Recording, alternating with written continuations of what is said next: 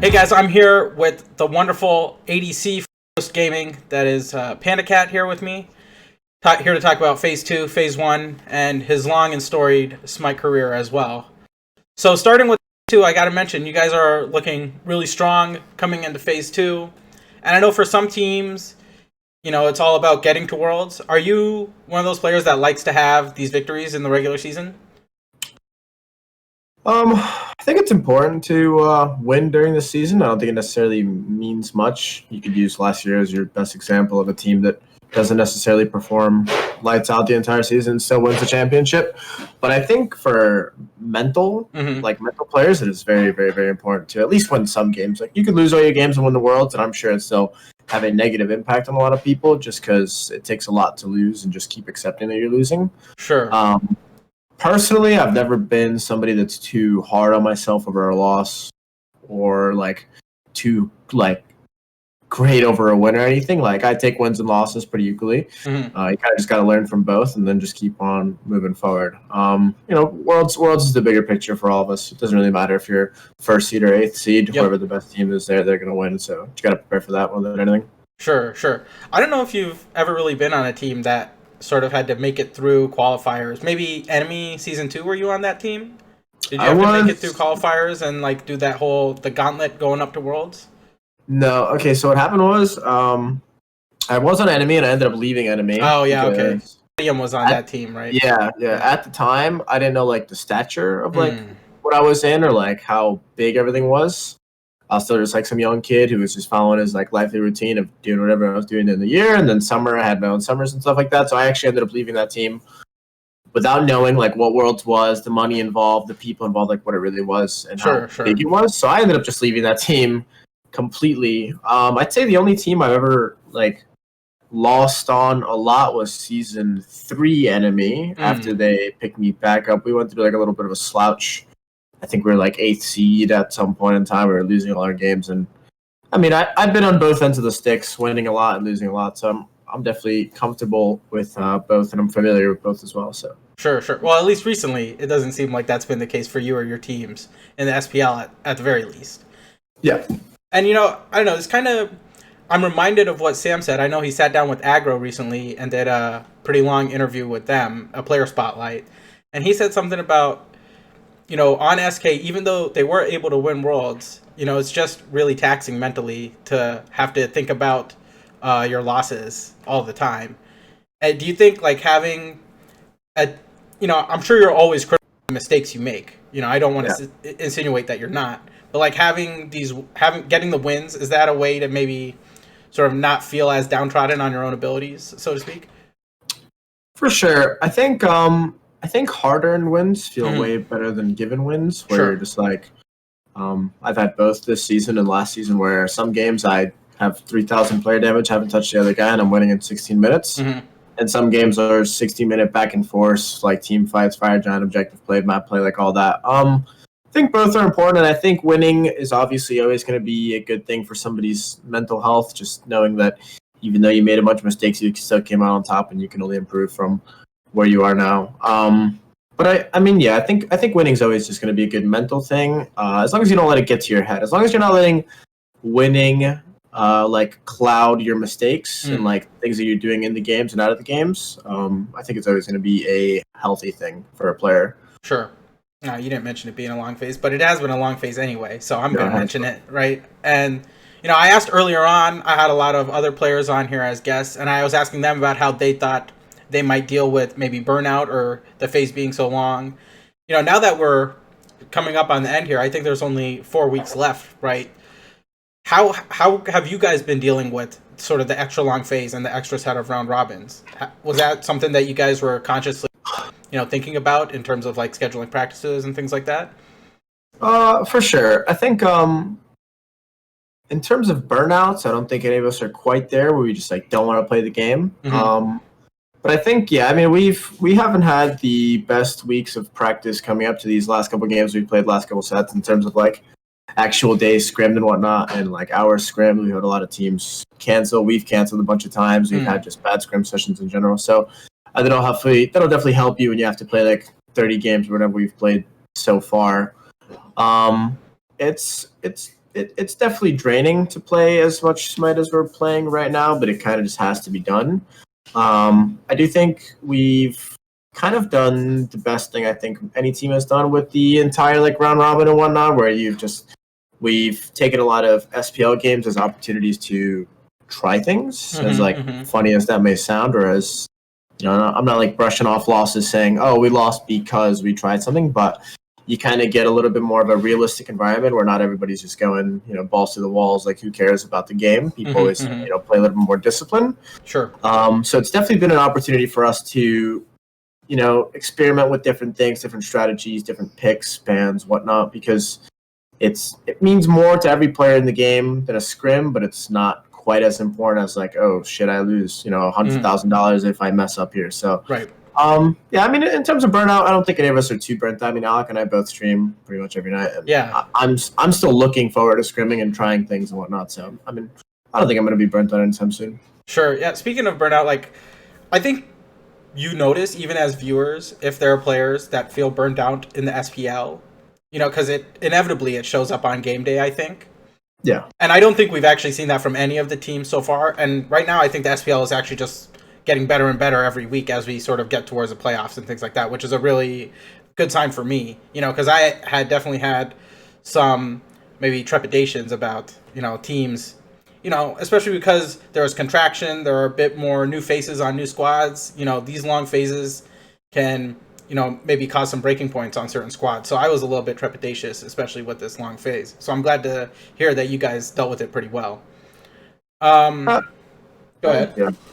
I was going to say, I am pretty surprised that there hasn't been more like roster changes, I guess. It sounds a little troll, but I mean, last season there was like a lot, right? With like the whole PK squad breaking up and whatnot. I feel like, especially in a league where we've played so many games, you'd kind of find the flaws that you find in people inevitably, and I feel like it can definitely break people apart. But I'm happy to see that mostly everyone stayed together besides like United, but they had like visa issues and whatnot, so it's kind of like an exemption. Yeah. And I definitely am happy that a lot more teams are like winning, even if they're beating us. It's still just way better viewer experience and player experience as well, just because there's no more slacking off. There's no more like, oh, we're going against United tomorrow, Bay tomorrow. We're just gonna, I can sleep in 10 minutes before the game, wake up and play. You gotta kind of come prepared for everything. So I'm definitely happy with how things have turned out for sure. Sure, yeah. You mentioned that you guys experimented a little bit, and I know, our sort of Ghost fanboy in resident, Frost, always likes to say that you guys love to troll game twos. Is that actually like a conscious thing where you're like, hey, we think we're probably going to win this 2-1 no matter what. Maybe we can give them some picks that we might not usually give them, or we can pick some things that we might not usually take and experiment in game two. Is that something that you guys plan to do in these game twos, or is it maybe, are we reading too much into losing game twos? I think particularly game twos, you guys are reading a little bit too much into it. I'd say we just had like coincidentally bad game two performances where we're like do well game one, game two looks like a clown show, and then game three is kind of like more resembling of game one and how it should have, or air quotes, should have went. Obviously, don't want to offend anybody. Yeah.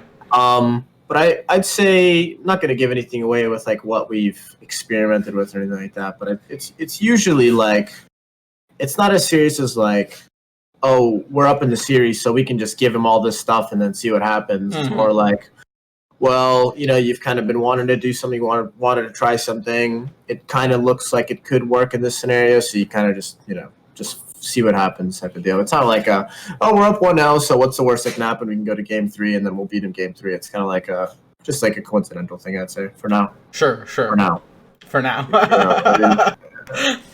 We'll see. Maybe we start throwing game 2s on purpose for experiments. Well, yeah. I mean, I don't know. It's getting kind of late in the season to just be experimenting, I think. Yeah. I think we've definitely gotten more serious now. Like the first week, I don't think anybody gave a damn about those games. That first week. Or the first like round robin. The first set of round robin. The amount of games ahead, it's like if you're getting all caught up over one set, and you're not just like, what did we do wrong? Boom, take away from that, do it in the next set against a team. You would just go mental, right? With like, you just play so many times. So I think the first set of round robins, we were very, very lenient with performances, not Sure. not necessarily individual performances, but just like, okay, we lost to this team, we lost to this team. It is completely fine. Don't get it like in over your head or anything. We still got a long ways to go, so just keep on going. Yeah, yeah. I did want to mention we had Slaney on, your coach, as an analyst. I want to say maybe 4 or 5 weeks ago on our show, and he had seemed to indicate that you guys were maybe slumping a little bit around that time. Can you maybe talk about phase 2 as regards to sort of the highs and lows? Has it been a bit of a roller coaster for you guys? And can you talk about how that slump was and maybe how you guys have come out of it, if that was the case? Yeah, it's kind of hard to identify a slump from the inside. Mm-hmm. Out, it's easier to see when you're like spectating things, or even when viewers are watching, you're able to see like, oh, this guy's not done enough player damage in these games, or this guy's had poor positioning. When you're the person playing, you're kind of just like, you're just playing. You don't think anything of it. Mm-hmm. After the set, you might think like, dang, I didn't have a great game or anything. But in terms of falling into a slump individually as a player, it's not always easy to be like, damn, I need to step it up or anything like that. Mm-hmm. I do think phase 2 has definitely been a roller coaster, to say the least. We've kind of won games against teams that were supposed to be more challenging, and obviously dropped games to teams that are supposedly less threatening or less capable than the next. Sure. But it happens. It happens to everyone, man. If you think you're just gonna play perfect every game and you're just some AI who's never gonna miss an ability, never gonna miss time inactive, be out of position here or there, it's just not gonna happen. That's just not the way the world works. It's not reality. Mm-hmm. So I'd say it's best to get our losing out now and then come tip top shape for Worlds, because I'm trying to get a second ring. Yeah, I feel that. Can you maybe be a little more specific? Like, what are some things that maybe not like specifically you, but like as a team that you guys do when you notice, hey, we might be winning sets still, but these games aren't going exactly, how we want our game plan to go? Like, how do you as a team sort of coalesce around fixing some of those issues? I'd say most of the mistakes made in a match that aren't individual mechanical mistakes have a direct correlation to scrims. So, for instance, if you're taking bad fights in certain areas of the map, you could typically lead it all back to scrims and try and remove that habit while you're scrimming and just be more serious about it. The 5 of us like to have a lot of fun when we practice, and I think it's a good thing, but it can also be a detriment to the actual practice itself. And when that starts to shine through to actual gameplay and actually starts to correlate to our SPL matches, that's when we kind of like, all right, we kind of need to focus up. You got to stop doing the things that we're doing in the places that we're doing them and whatnot.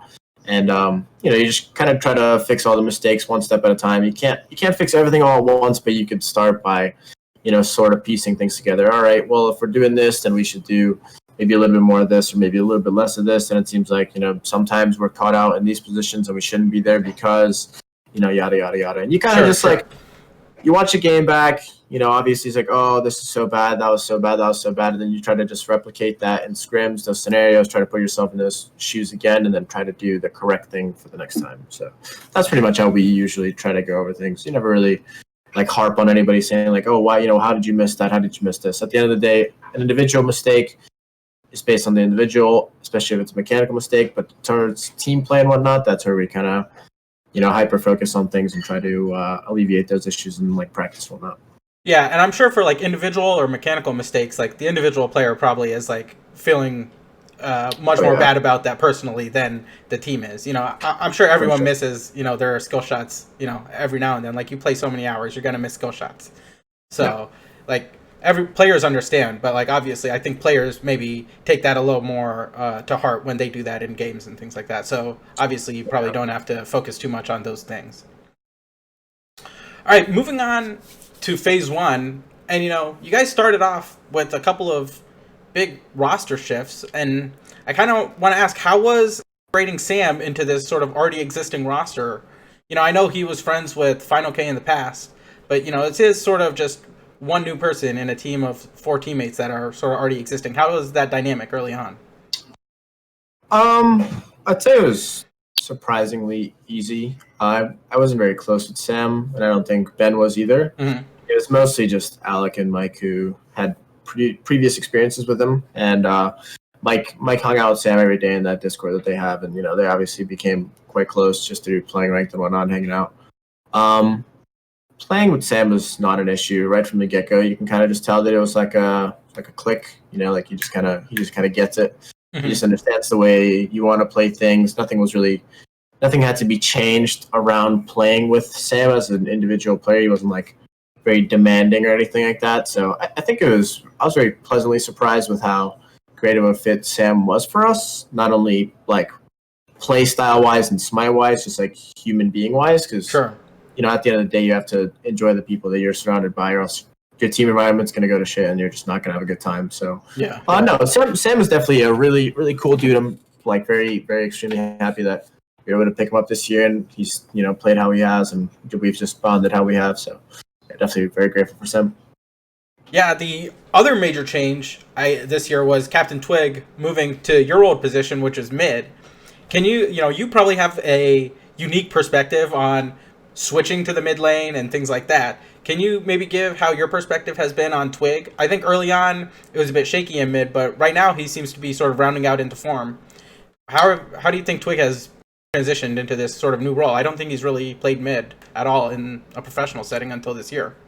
I think Ben played mid in like season 1 or 2. Okay, yeah, that's like he's 6 years the ago. Grandfather smite. Yeah, it hasn't been recent. So, I think mid is an interesting role where a lot of people make it out to be a little bit harder than it necessarily is. I'd say it's a very high skill ceiling role in the fact that there are very potent players in the role that obviously are very good at the game and know what they're doing. But I'm sure that if you put any knowledgeable player who applies himself to the game and tries their hardest to improve, that they will 9 out of 10 times succeed in that role. And I don't think it's a coincidence now with Ben playing how he is current day.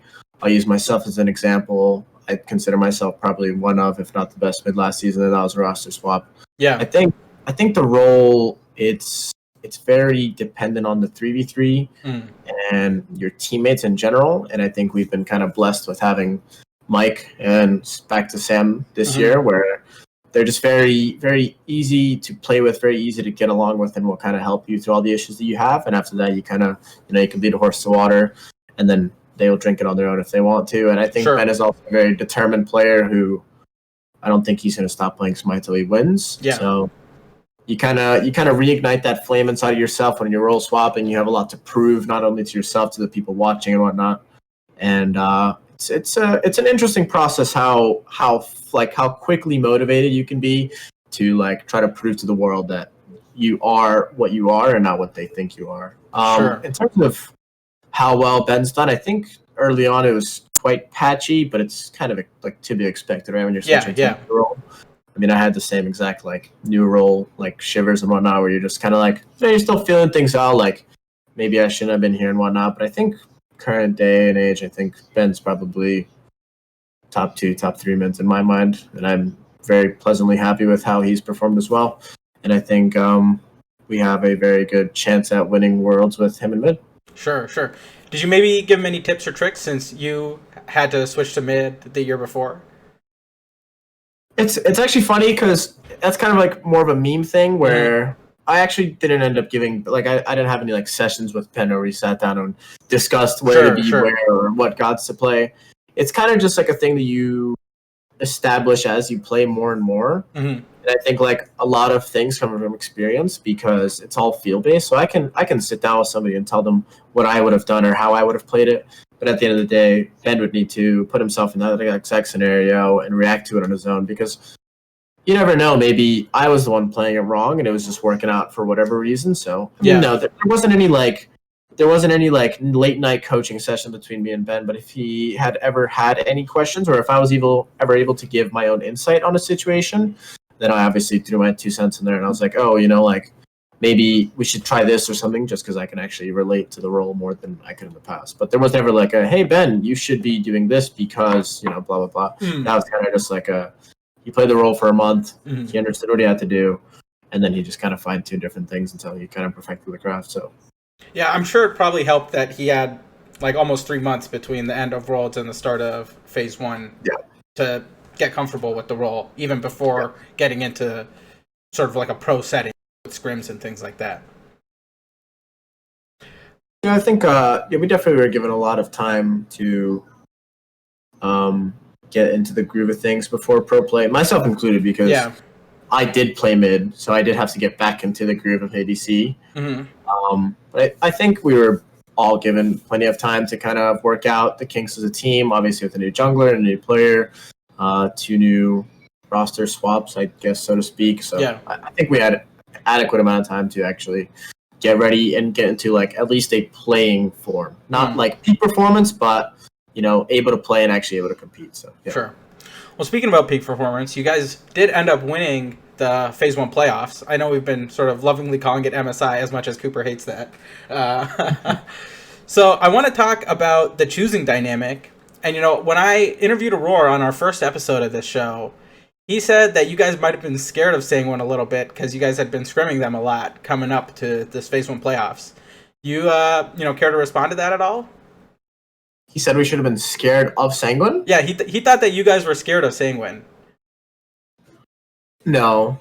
I don't think we were scared of anybody. I personally am never afraid of anybody at a tournament. Yeah. I don't care if I went 0-16 to them during the season. It's it's a fresh slate when it comes to tournament time because it's more serious and you're kind of bringing your your A game less than anything else is just kind of unacceptable. I think for MSI, I don't remember what was happening back then. I think we ended like second or third seed.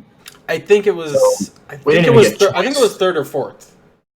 I think it was third. Yeah, I think it was third. Yeah, I think it was Sanguine and then SSG. Yep.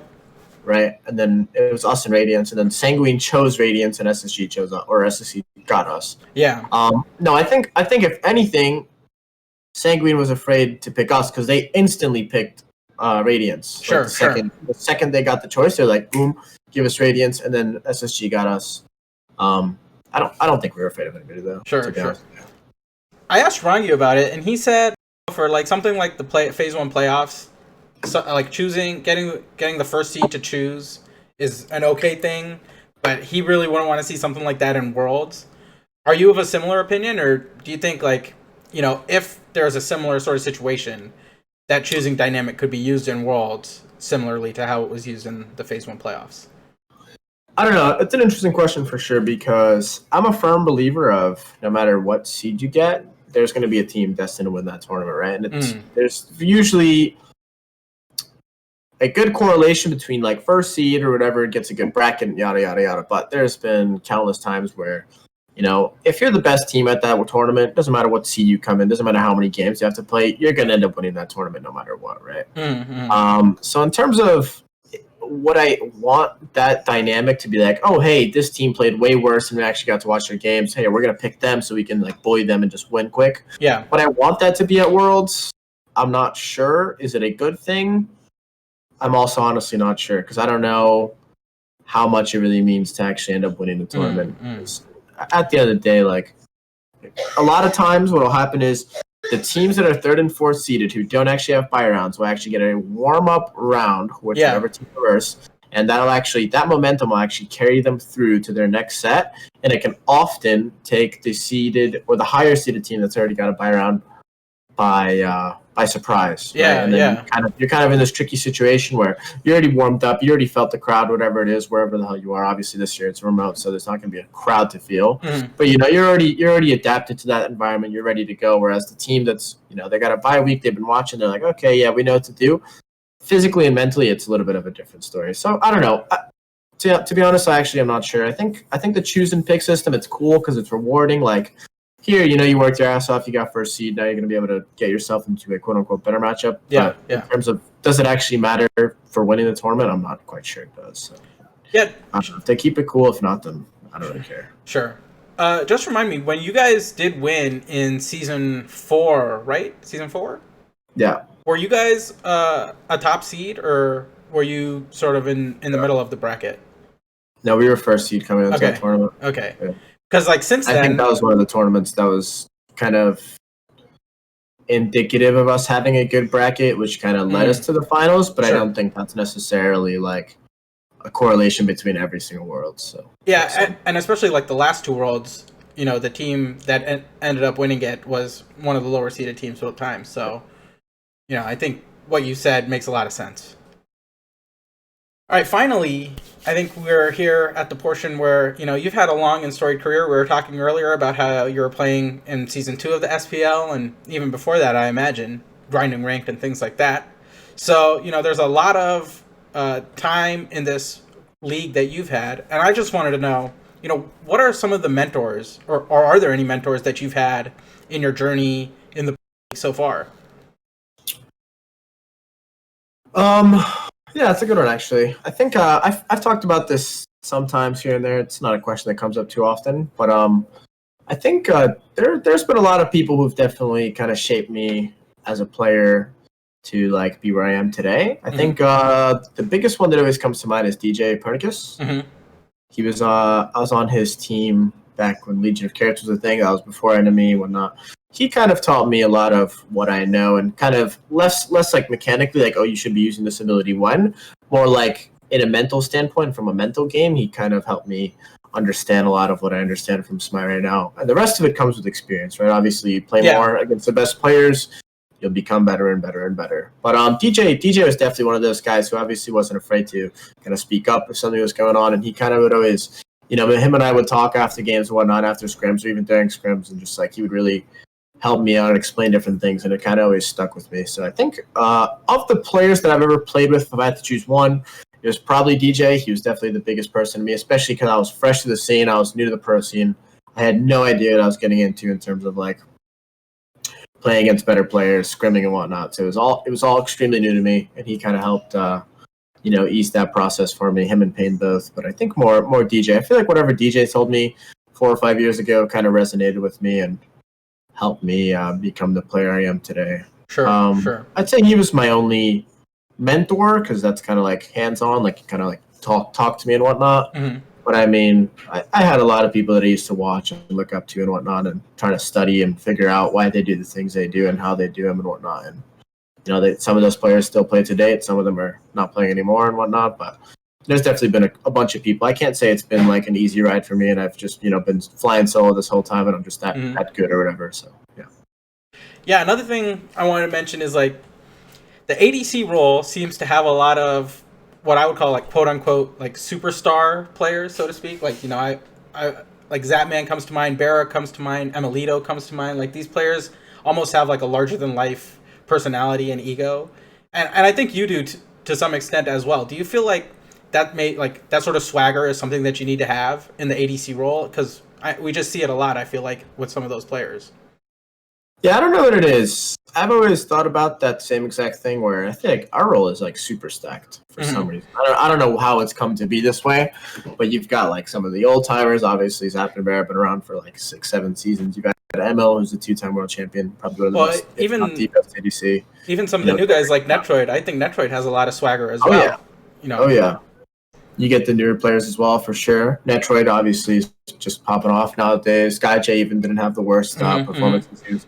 He was getting exceptionally better. But I think a lot of it's got to do with like, you learn a lot from who you play against, and since the role is so stacked, it only gets better and better and better and better. Whereas in other roles, if you're like bullying out a couple people, even learning like 5% of something from somebody, it'll help you become a better player. So in a role where you're against like a lot of talent and a lot of pressures on you to perform, you kind of just like acquire that persona, that that swag, like you said. And I don't know, it definitely wasn't something like, oh, I'm an ADC, I'm so cool, I'm I'm this, I'm that, but it's something that definitely just happens, just occurs out of nowhere. And then out of nowhere, you're talking smack to Barrett, to Zap, to Emil, to anybody, and you just feel like you're on top of the world out of nowhere. So I don't know, it's a weird thing, but it definitely does show in this role of all the roles if you had to choose one. Yeah, I feel like it shows the most. At least that's what I was trying to get across. Not that it doesn't exist in other roles. Maybe solo is another place where, that sort of 1v1 dynamic exists. But it feels like those are basically the two roles where, it's like a mental game between you and your opponent, and it's about, who can, who has the bigger balls. I don't mean to be crude or anything. Another thing I want to bring up is maybe like rivals, like similarly in the same vein of ego and things like that. Do you, get up a little bit more excited on days that you're playing some of these specific ADCs versus other ones, or is it just game day is game day, we're going to get the wins no matter what? Once upon a time, there was days where I'd kind of play up mentally, Mm-hmm. but I'd say it was kind of when I was still new and had things to prove. Nowadays, I'm just whatever. I don't care what people think, so I don't really have anything to show to anybody. Right? I'm gonna get on, I'll play my game, and that's that. Yeah. But I mean, back in the day, you had me and Zap, or Zap and I, with the whole Panda in the cage memes and whatnot. Sure. Bear and I would go back and forth all the time in SPL and in scrims. I mean, him and I scrimmed for like 3 months, literally scrim partnered every day. And, I feel like I had to prove that I was just improving or just a better player. But nowadays, no, I don't really feel that. You just hop on. You're like, all right, we're up against person A, person B. Let's do our thing. That's it. Kind of get in and get out nice and quick. But I feel like that I kind of miss that whole rivalry. It's kind of dimmed down because I feel like a lot of people are just kind of snowflakes. And I brought it up in my stream and whatnot as well. Like, I kind of want to reignite that whole, like, beef. Even if you have to kind of force it, it just adds, like, a little bit of plot, a little bit of something to look forward to. Like, sure. Oh, Rivals playing PK this week. You see all that stuff Zap was saying about, Panda on Twitter and whatnot. And I feel like it just adds a little bit more hype, a little bit more flavor.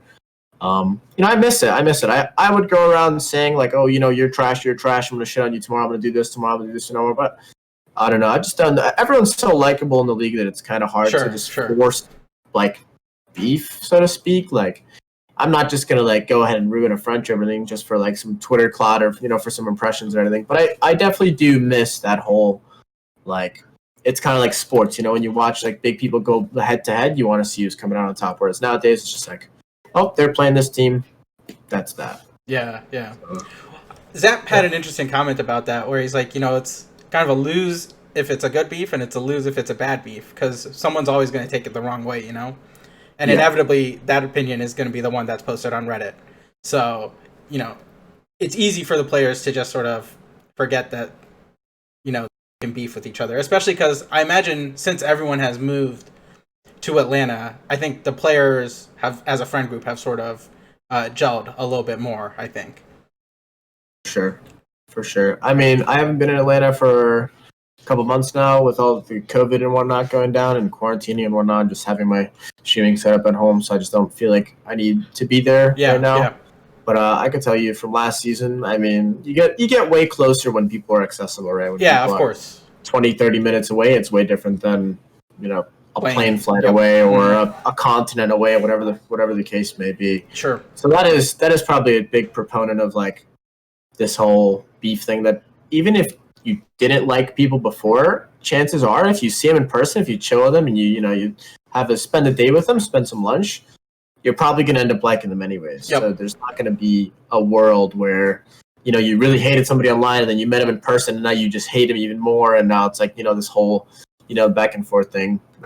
So I mean, yeah, that's true. And what Zap says is also true. I feel like a lot of things have changed since back in the day between like Zap and I beefing, just what's accepted socially and verbally and things like that. There's definitely a lot more of, like, people out to get you nowadays. You say one thing and it'll bite you in the ass down the line somewhere, whether it was intended that way or not. So you definitely have to be, like, extremely careful with everything you say, no matter what the intent is behind it. That's probably also got a lot to do with Sure. Not just SPL beef, but just, like, player beef and whatnot, just Twitter beef and whatnot. So yeah, I mean, I don't feel like I really see beef in other esports either. So it's not like it's like a problem that is limited to Smite not beefing. I feel like just in general, the way esports has progressed, there hasn't really been as many,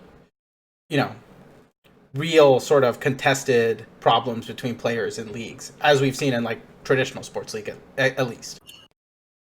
I think I've seen some in, like, I think there's, like, COD teams that beef a little bit where I'll see them going back and forth on Twitter, but I definitely haven't seen anything like any, like, tremendous amount of, like, dude, this game is insane because everybody hates one another and every game's just like a big clash and it's like head-to-heads and whatnot. Yeah. But I think it's got a lot to do with just how society is nowadays, and, like, what was accepted 4 years ago can be extremely bad nowadays and can just be the complete, like, death of somebody socially and on media and whatnot. So I think everybody's just looking out for themselves. No reason to do anything stupid, no reason to force anything, I guess. Yeah, of course. That's the mindset. last thing I wanted to ask before I got some sort of guest questions from my analysts and other people is you've teamed with Mike for, I want to say, maybe the past 4 years at this point, right? I think we're coming up on 3. Not quite 4. We played from the end of season 3 to season 7. Yeah, that's 4 years. Season 3 to season 7. That's season 4, season 5, season 6, and we're like almost done with season 7, Panda. You're getting old. Let's see. Oh my man. Maybe. Let's see here. 2018 was with Mike. It doesn't even show me before. Oh wait. 2018. What about 2017? You guys won Worlds, right? No, that was 2018. That was 2018. Yeah, season 4. Yeah, I think it's coming up. It's 3 or 4. 3 or 4. At least a long time. At the very least, a long time. You know, and we hear the casters often praise Mike's sort of leadership abilities and things like that. Can you maybe give us a little inside view into what Mike brings to the table as far as like leadership and things goes for you guys as a team? Oh yeah. I mean, I preach about Mike every chance that I get, every opportunity I get, not only to show how good of a player he is, but just like as a person and a leader, like you said. There's a lot of stuff that goes behind the scenes in terms of like, you only see so much when you watch a sport, right? You don't know what they are behind the scenes. You don't know what they are in comms, what they do during the day, blah, blah, blah, blah, blah. But Mike is probably, actually, without a doubt, the best teammate I've ever played with in terms of what he really brings to the squad outside of actual gameplay. Mike's a very punctual player, very punctual dude. He's on time for everything. He's very serious about it. He takes it more as a job than like a, haha, let's go play some Smite. He's very, he just cares a lot, and it's very, like, you could just see it, it like resonates through him. He's very passionate about it. Mike does a big part of our picks and bans. Mike does a lot of our drafts and picks and bans. Just said the same thing twice. He's a big part of our emotions during an SPL set. For instance, a lot just goes through Mike. So if Mike's feeling down, it resonates through us. Like as a team, we just obviously feel it. And on top of that, Mike's just a really, really, really cool, fun, like awesome just dude to be around with outside of practice, outside of SPL. He's very humanable. You just kind of vibe with him. You understand him. He understands us. And honestly, couldn't ask for a better teammate. / person to win a Worlds with and keep going with for as long as I'm probably going to play Smite. So, yeah. You mentioned a little bit about Mike outside of practice. What are some of the things you do outside of, the game to maybe get better at Smite? Are there things that you do outside of Smite that you think influence your play on the battleground? I don't know if there's any direct correlations with anything that I've done outside of the game. I've played a bunch of shooters and whatnot, and I do think that as a correlation, just getting good with your mouse and keyboard is going to carry you kind of a long way until you have to start making actual decisions. So I think like playing shooters and whatnot, and playing different games and just being able to actually use my mouse and keyboard to the best of my ability has definitely helped me become an ADC player for the most part. What about outside of video games? Are there any things that you use in your personal life to, make conscious changes to your performance on the battleground?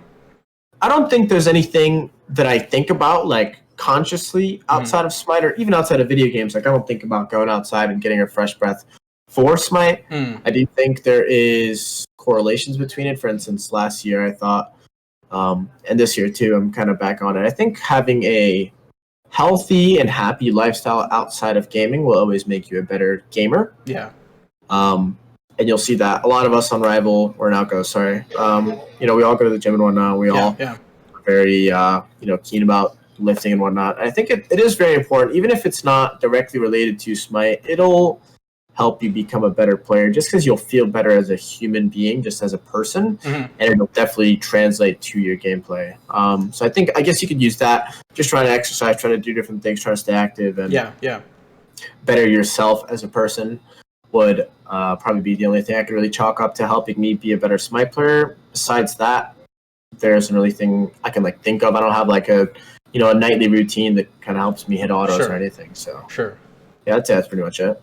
All right, last couple questions here before we get you out of here. Are there any non-hunters or sort of like non-auto attack? I'll include the auto attack mages in here too. Any sort of non-hunters that you're trying to pull out in the duo lane? Maybe like Tsukiyomis or something like that. Is there something spicy coming? I'm not sure. And it's not because I'm not capable of it as a player. I haven't given myself the time to really perfect that style of play. I am all for it. Trust me. If you gave me 100 gods and said you could play all 100 gods in the 100 games, I would literally play every character that I can. Yeah. Metas are pretty oppressive though, and what you can actually pick and enjoy yourself on while actually doing well. So obviously that's just not the case for anybody in the league. But I mean, I wouldn't say I'm not willing to / not ready / won't play a Tsukiyomi or a Set or a Nem or an Ama or a Bologna or whatever the hell you might think of. Yeah.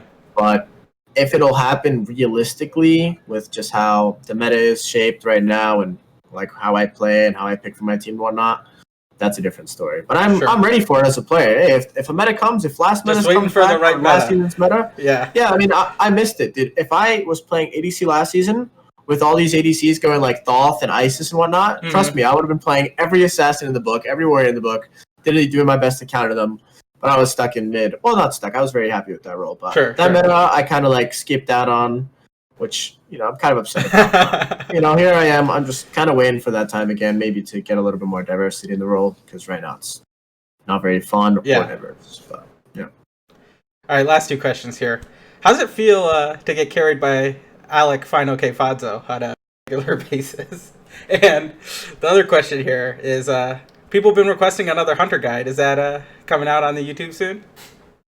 The Hunter guide, yeah. I've been kind of lenient. Well, not necessarily. I had a period of time where the YouTube kind of stagnated a little bit. I stopped putting effort into it. And it was just because, I was kind of flustered doing a bunch of different things. But I've since then started working with an editor that I didn't have before. And things have kind of really picked up. So I am definitely promising a bunch of new content that's not just like gameplay and stuff like that.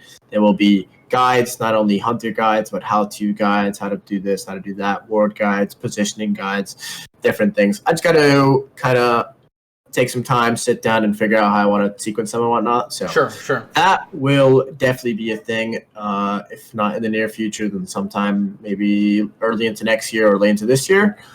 As for the Fino K. Fonzo question, I want you to show me one game where he carried me, and I will continue with this question because I think Alec's a great player and all, but we've had this discussion before. Objectively, I'm just a better mouse and keyboarder than him, and that's just how it is. Sure. That's just how it is. That's destiny. All right, man. Looks like there's a little bit of beef between you and Fino K. I don't know. I'm not trying to cook anything up here or anything. But, we are coming to that time of the episode where I ask who you beefing with, who you try to call out, who showed up late to scrims, who is making the scrims not good. And finally, who you trying to shout out here before, I give you things with? Yeah, who you beefing with, man? Who am I beefing with? Let's spice it up, shall we? Okay, so we play against E United still. I think we play against like PK and a couple other teams. Mm-hmm. I'm just gonna call out all the hunters. It's gonna be easy work, obviously, right? I mean, they look pathetic. Let's be realistic. All right, Snoopy. I don't care if he's playing support or duo. It doesn't matter. Get him out of the lane. He's too easy for me. Zap. You get lucky. I give him one world's win. It's not gonna happen again. Not gonna happen again. Yeah. In terms of who shows up late to scrims, none of us. We're all kind of punctual, but Sanguini better get their stuff together because they told me they have a new system about not being late to scrims. So I don't know how effective that's been. They told me they have a whiteboard. Everyone has to be up an hour before the scrims start. Everyone has to say hi to each other. They all got to be in the same room before the scrims start. They have like a whole system now about not being late to scrims. So I mean, perfect. Change is something.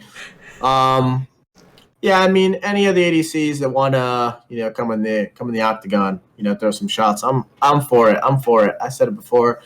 If anybody wants to, spark some beef, hit me with it. It'd be fun. Shout out to obviously anybody who watches us on Ghost Gaming. supports us. There's a lot of Twitter fans, a lot of them. I know we have a pretty big fan base, even though it might not show online. I think statistically before, I know there was like analytics about it where here we had like the second biggest fan base, something like that. Sure. Obviously means a lot to us as players and individuals, just having people by your side and rooting for you. Shout out to my team, obviously, for being beasts. Shout out to my stream and whatnot. Everybody watches that. And shout out to you, of course, for having me on the show. Appreciate you, man. Oh, man. I appreciate you a lot. Thanks so much for coming on. It's been great to talk to you this week. And, wish you the best of luck moving forward, going to Worlds. All I want as a fan of this league and Smite in general is to see some great games at Worlds. That's my dream every year. So I wish you guys the best moving forward. Thank you. Appreciate that. Thanks a lot, man.